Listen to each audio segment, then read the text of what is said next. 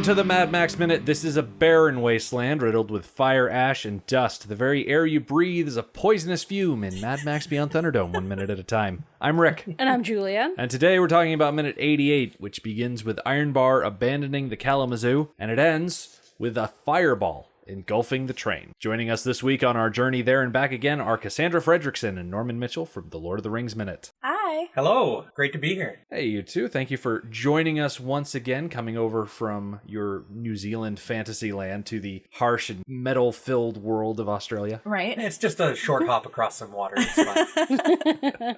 I am glad that we got to have you on for a week of minutes that's a bit more exciting than the last time we had you on. For Road Warrior, you came in right as the rig overturned and was just leaking dirt onto the side of the road, and it was very quiet. Mm-hmm. Yeah, we got to see the gyrocopter crash. That's good. That was pretty exciting. But this week is packed full of excitement. And ridiculousness, might I add. Yes, I noticed that when we were watching the minutes earlier. Especially today's minute, which seems to be, I guess it's the Ironbar show today. Yeah, everybody gets their 60 seconds in the sun. And today it's Ironbars. When we left him on Friday, he was waving for backup, someone to come maybe provide him something with an engine instead of pumping away with his arms. And at the top of this minute, we get 3 vehicles that show up to help him out. A truck, a motorcycle, and something that's a bit more car-sized. With a harpoon gun on it. Do you think the harpoon gun vehicle was the one he was really aiming for? Or do you think he was hopping along until he found one that suited him? Oh, well, if you can have a harpoon gun. You have a harpoon gun. Always choose harpoon. Yeah. This first truck that Ironbar leaps onto is a custom-built vehicle for the movie, just like many other vehicles in this movie. But according to the vehicles page on madmaxmovies.com, this one is called the Andamuka buggy because it was last seen intact around 1995 in Andamuka. No other information about it, just this is what we call it because this is where we last saw it. That's And funny. no one knows what happened after that. Was there a time frame for when it was last seen? Yeah, 1995. Okay, well, I didn't hear you say it, so that's why I clarified. It's just in someone's garage in Australia. Oh, Yeah. probably. Probably. Either that or it's rusted down to a pile on the side of the road. We lost track of it when we were filming. Yeah, whatever. What's with the mask on this guy's back? Yeah. Oh, Ironbar's kabuki mask. Yeah. We don't really know why it's there. Just It just is. And it is as indestructible as Ironbar himself is. apparently. It sticks around till the very end, I think. Do you think it's the portrait of Dorian Gray situation where Ironbar and the mask share an invincibility? He can never look the mask in the eyes or he'll die. Right. So he just keeps it above his head out of sight. Ooh, that's genius. I can imagine a Dorian Gray type scenario where his own immortality is wrapped up in the existence or destruction of the mask. So what you're saying is Ironbar is Lord Sauron. That's his ring. Yeah, I'm not sure. To it is bound all of his malice.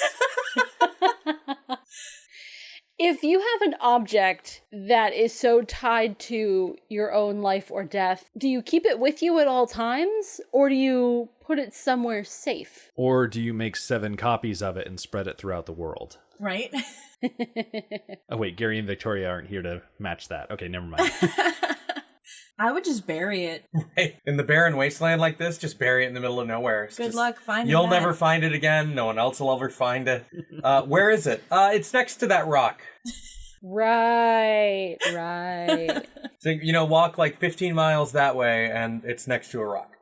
But the drawback of that is when you've been alive for 1,000 years and you want nothing more but to end this futile existence, you don't know where your mask is so that you can go and destroy it yourself. Well, you got plenty of time to find it. Yes, you do. You just wander in the wasteland with a shovel. So you end up being a Mad Max type character where he has gone insane for a very different reason, but he has gone insane and is just wandering around the wasteland. Yep. Looking for something that just isn't there. That's so Something that funny. he's lost, but it's been so long he can't even tell you what it is anymore. Yeah. Oh, that's sad. He's That sitting. is sad. He's sitting in a cave trying to draw up posters. Missing, reward 1 jug of water, and then he doesn't know what to draw in the middle of the posters so that people know what they're looking for. It's just a face, and people think he's looking for a person. Oh, poor Ironbar. That makes him a very sympathetic character. Yeah. One thing I noticed about Ironbar in this opening sequence of him jumping from vehicle to vehicle is that he joins the club of bad guys who make it a habit of leaping from one moving thing to another moving thing, because this is the exact same move that we saw Wes do back in Road Warrior, jumping from the Humongous' vehicle over to the Red Snake truck so that he could get on their 4-arrow turret thing. It's just this time around, instead of having your actor leap from one car to another car, you have your actor go from a train car to a truck to a motorcycle to another car. They upped the ante and did it almost entirely in one continuous shot. The stunt work is impressive. He does it so quickly. It's almost, He's like a monkey. yeah, it's almost like just stepping from one to the other, like stepping stones across a stream. He rolls up next to this train, and this guy in the seat is, hang on a second. You know, I love that in the past we've seen tires as a weakness to big vehicles. Like back in Road Warrior, they were constantly driving up and down the rig, popping tires. And here is Ironbar with this harpoon car, and he can't shoot out any of the wheels because they're made of iron. Because it's a train, yeah. Yeah. So he gets up to the cab and he turns, sees who's driving, and then shouts with just such jubilation, "Ah, pig killer!" Okay, I have a question about this. Is Pig Killer so notorious that Ironbar would know him by name? He must be. His name is shouted. When your name is burned into your chest. Okay, so second question, is attempting to kill a pig, or actually killing a pig, such a unique crime in this pig-filled society that there's only one person with the brand Pig Killer? He killed someone else's very important pig, obviously.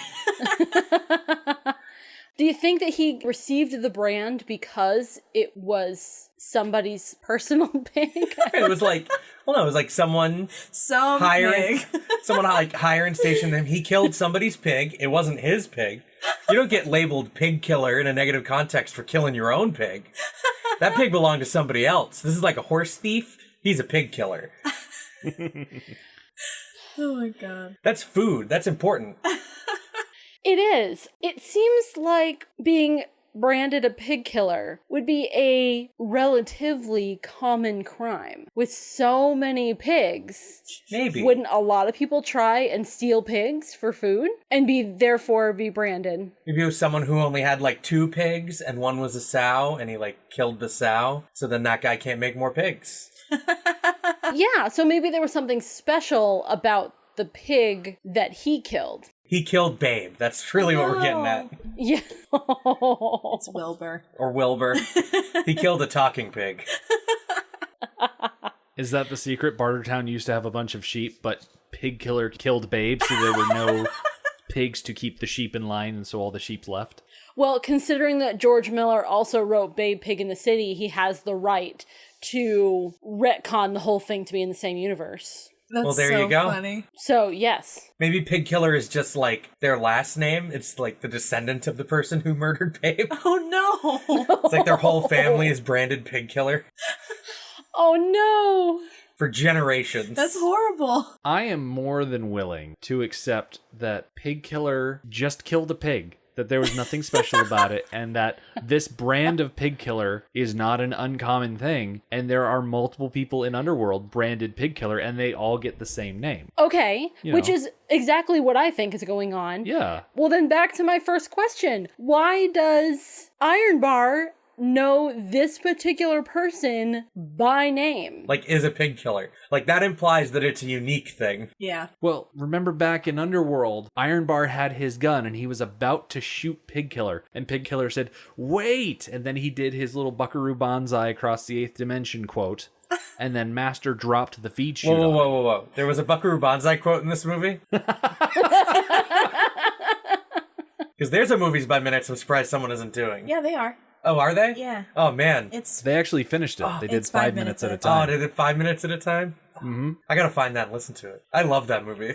There was a Buckaroo Banzai quote. Yeah, Ironbar was about to shoot someone, and Pig Killer raised his finger. He said, "Wait, remember, no matter where you go, there you are." And then Master pulled a lever, a feed chute came down on Ironbar's face and just laid him out flat. So, of course, Ironbar, seeing this guy behind the wheel of the generator train thing, would say, "Oh, hey, person who dropped a feed chute on my face," maybe not personally, but tangentially. Okay, so he knows him because he has recently had interaction with him. Yes. It's like, hey, you're that douchebag. Yeah, and he identifies him from that incident. Okay, that clears that up for me. Thank Yeah. you. No, he just killed someone's pig, and that guy was particularly cruel and branded him Pig Killer.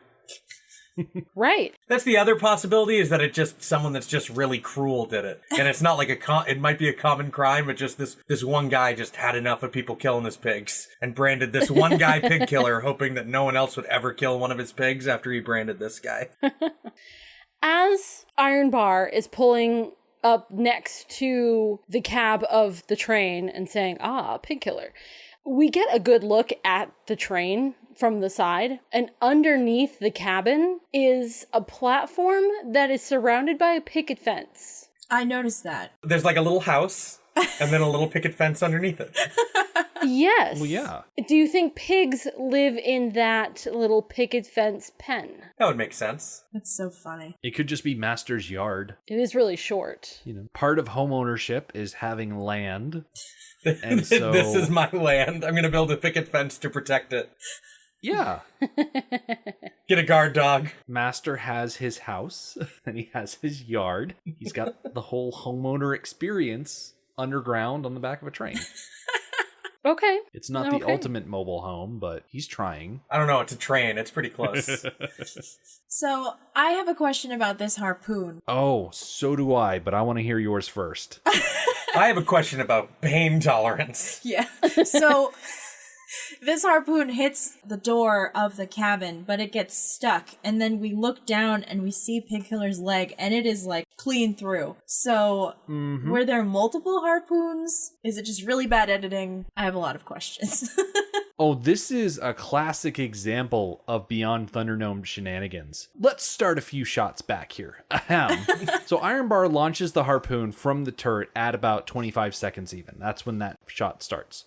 12 frames later, we see the shot where the harpoon pierces the door. Now that shot's only for about 11 frames, but if you pause it just right, you can see that the broadhead of the harpoon does not fully penetrate the door. Right. It gets stuck. So at 25 seconds and 23 frames, Yeah. Pig Killer, Kusha, and Tubba shift their focus to look down at the spot where the harpoon hit the truck. And at 26 seconds, 20 frames, we see this last shot where the harpoon is shown to have gone completely through the door and Pig Killer's leg. What bothers me, more so than the fact that we saw the harpoon stick in the door and not go all the way through, but what really bothers me is that there is a hole in Pig Killer's leg with the harpoon sticking out of it, and the barbs on that harpoon head Are clean. are really wide, Yeah. free of blood. There's a hole in his pant leg and the outer leg wrap covering thing. That hole is way too small for those barbs to have gone through. Also, on the right side of his leg, you cannot see the rest of the harpoon. Yeah, there's That's so there's funny. nothing connecting the other side of his leg to the door. Like, you can see some semblance of a round shaft coming out the other side, but it's not like it's punching through a hole in the door. Right. To say nothing of the fact that there are some pretty important things in your leg right around there, typically your femoral artery and femoral vein, taking all that blood down to your legs, which that harpoon definitely would have slashed those two things. There should be blood everywhere. I think there's a very tiny chance it did not. But, like, okay, I understand this is a PG-13 movie. We can't have a whole lot of blood. But, like, come on, you can guys. Get okay, this was, okay. Oh, this is, like, This is pre- the 80s. Okay. So, like, was this actually rated PG-13 or was this PG when it came out? Oh, this was PG-13. What was the first PG-13 movie? Because there Indiana is a movie that Jones. created the rating. I think it's Indiana Jones. Is it? I think so. I can't remember. That sounds right. That 80s PG, you can get away with a lot. Yeah. There's some nudity in some 80s PGs. Because it's post Gremlins. Gremlins, I think, is the one that created PG-13. Well, no, it's after Gremlins, because the microwave. And people were like, okay. Yeah. I think Gremlins is the reason the rating exists, Right. but I don't remember what the first movie to get it is. Because Gremlins is a PG. Because, the marketing for Gremlins made people think it was a cute Christmas movie. Before 1984, there was no PG-13. It went straight from PG to R. Mm-hmm. In 1984, with the release of the movie Red Dawn, the PG-13 started. So Red Dawn's the first PG-13 movie? Yep. That makes sense to me. And the thing that made everybody so outraged at there not being a middle mark between PG and R was Indiana Jones and the Temple of Doom. Okay. See, I had that. The heart pull Yes. and all the weird gore at the dinners and stuff. Mm-hmm. Yeah. Yeah. The monkey brains and all that. Mm-hmm. Oh, yeah. That makes sense. It really does. I think I'd always thought that Gremlins was the reason that PG-13 exists. I heard that Gremlins was, but Yeah, because it's an urban myth. Just a film legend. Did George Hendricks tell you that Gremlins was the one that did it? No, I think I've pretty much heard that my whole life. Okay. He's just spreading lies. That because of the marketing of Gremlins and people outraged that it wasn't a cute, happy Christmas movie. It's totally a cute, happy Christmas movie. What are you talking about? People that brought their No, I know. 6-year-olds to Gremlins Right. were really upset. Which I could totally see. Yeah, that 80s PG though, there's all kinds of ridiculous stuff in some 80s PG movies that nowadays would definitely get the tag as being R. Yeah, sensibilities have definitely changed over the years. But Red Dawn being the first PG-13 movie, I can definitely see that. Mm-hmm. But I still stand by the fact that there should be just all of the blood. Yeah, happening here. his left leg should be drenched, and his right leg, the harpoon should be covered in blood and meat. Ew. Yeah. Oh. There should be bits of stuff on that Looks harpoon head. like meat's back on the bed. I can't even say The it. thing that's bothering me is that there's clearly no real shaft of that harpoon on the other side of his leg, where his hand is. It looks like there's just a little. I can't even tell if that's actually coming at him or if that's part of the door. That little rod. Yeah. It looks like it's part of the door. It kind of does. The perspective of it looks like it's up against the door, up and down, not pointed at him. And this little armor piece is just that harpoon is just glued to it. Yeah. I love The whole it. business with this harpoon is just shenanigans. Absolute shenanigans. I love it. It's Makes no awesome. sense. Gonna pistol up the next person that says shenanigans. Hey, Julia, what's that restaurant you like with all the stuff on the walls? What is that from? That's from Super Troopers. Oh. Yeah. Oh, okay. The correct answer was shenanigans. Okay, because I don't know. Cracker Barrel? I don't know the answer to the question. I know, that's a very broad, restaurant aesthetic. Right? There's weird all beach chains themed do burger that. places that have all this crap on the walls. There's a Yeah. place in Maine called the Great Lost Bear that has all kinds of stuff on the walls. Yeah, you really can't go into any sort of sit-down restaurant these days without having the cover the walls with crap design motif. It gives you something to look at while you wait for your food. Right. Animal busts with sunglasses. So, with their driver impaled, apparently. He doesn't scream. He doesn't do anything. He just looks down at it and very calmly just leans over. Right? Yeah. I'm gonna duck now. Kusha and Tubba, they pull on Pig Killer's shoulders to, I guess, lean him out of the way or get him down in some fashion. Oh, he's not going anywhere if that harpoon is through the door. Oh, yeah, he's not going to be leaving, but He's the only one that's gonna drive that train now. Although, do you really need to drive a train? I guess they feel that he needs to be in some sort of cover. Yeah. Well, wait. The door wasn't good enough cover the only time that they were shot at. So why put him in a position to be covered by the door now? Right. Obviously, it's no more use than just, the open window. Let's just get him into the fetal position and hope He he'll can be just okay. cry himself to death, I guess. Oh no. Well, he bleeds out from this harpoon. And having a pair of waiting ones, especially a hunter, in the cabin with him, probably best case scenario because those two would know how to treat wounds like this. Would they, though? That is also only a few inches south of something real important. Which we're going to assume at least one of them understands. The other one maybe not, but... I can't believe there's not like a Wilhelm scream or something here. Well, no, he's not falling. There wouldn't be a Wilhelm I scream. guess, yeah. No, the original Wilhelm scream is just a guy that gets shot by an arrow in like a Western. Oh. Yeah, right in the thigh. Yep. Oh, He like that looks would've been down on it. perfect then. He like looks down at the arrow and lets out that noise. Oh. That's like the original Wilhelm scream. And then Hollywood used it forever. Because someone was just like, that's really good. That's a great scream. That really sells the panic. That's good. What was this guy's name? He will be immortalized.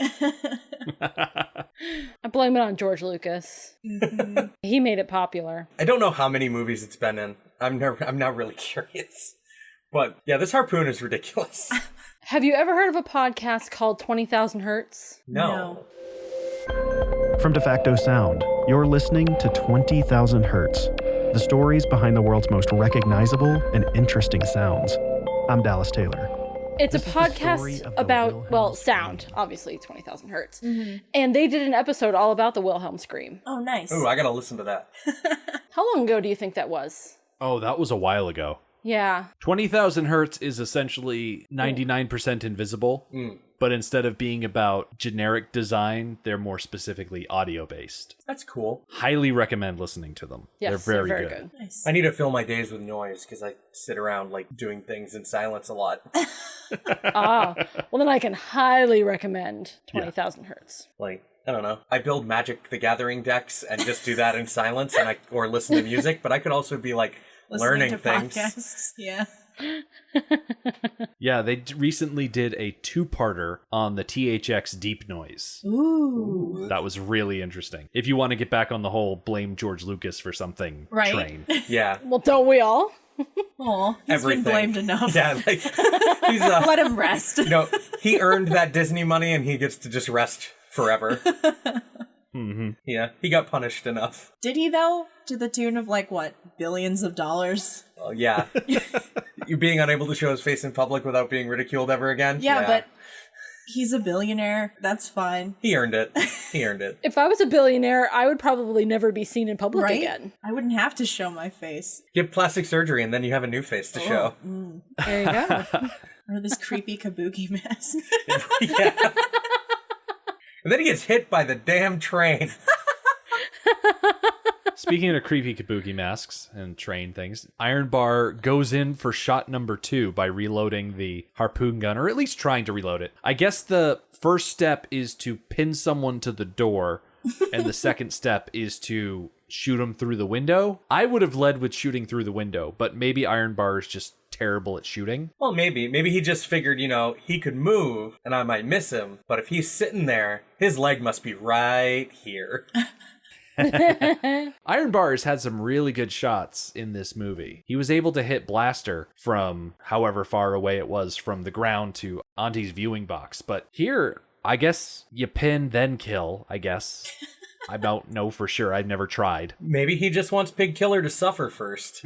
As payback for the feed shoot. I get it. Yeah. But Max is not about to let Ironbar just shoot Pig Killer like he wants to, and so he gets in behind Ironbar's harpoon car, and of course Max is driving the cow car still, and he just pedal to the metal rams Ironbar's car and pushes him forward in such a way that the car goes in front of the train. Not a good position to be in. You're always told not to drive on the train tracks. Right? Yeah, because he just pushes one corner of the harpoon car. And just onto the tracks it goes. It's funny, we've seen Max rear-end people a lot in this series, but I don't think we've ever seen him follow up the rear-ending with a pushing maneuver. Oh, he just whacks people and backs off and whacks them again. Yeah, but in this instance, no, it's a whole, he gets right up on there, throws Ironbar off balance, and then just a slow push Just a little nudge. up in front of the train. And I'm pretty sure this buggy is going faster than it really should be. Because as soon as Max stops pushing, that train is on top of that harpoon car in like no time flat. Well, it got slowed down by going over the rails. That's true. And then it doesn't have the same traction on the tracks that it would on flat ground. It's all bumpy. But the train's on the rails. It doesn't slow down. That's the way I would think of it. So I was trying to think how fast this train was going. No one's got a speedometer on anything. They don't show. you. Exactly. There are no good ways to measure distance in this chase in such a way that we could measure time and therefore determine speed. Right, there's no good, like, background landmarks and, like, knowing how far away they are. Yeah. So it could be going like 15 miles an hour. And It's going, like, at least 60. Well, I was curious about the whole speed of trains thing, and assuming that this thing is akin to a steam locomotive, I looked on Google, and apparently the fastest steam locomotive was the A4 Mallard 462, which could reach 125 miles per hour, or 201 kilometers per hour if you want to be metric about it. wow. See, but that's, like, tuned and like, well-maintained and designed for speed. Yeah. And not what kind of looks like a truck that's been converted to a train.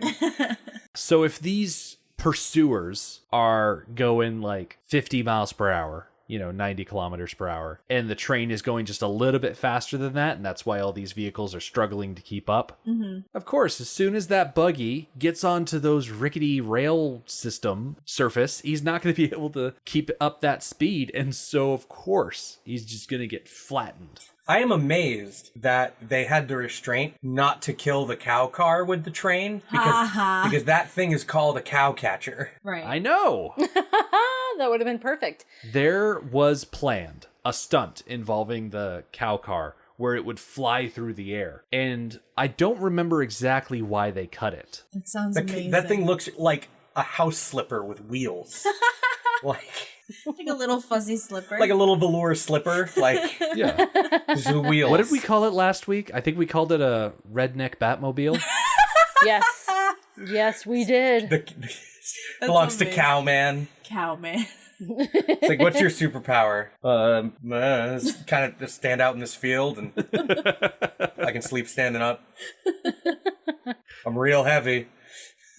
That's so. I love how crazy the explosion is. It's not like crazy, but a vehicle that size, I don't feel like has enough gasoline to cause that much flame. There's just so much of it.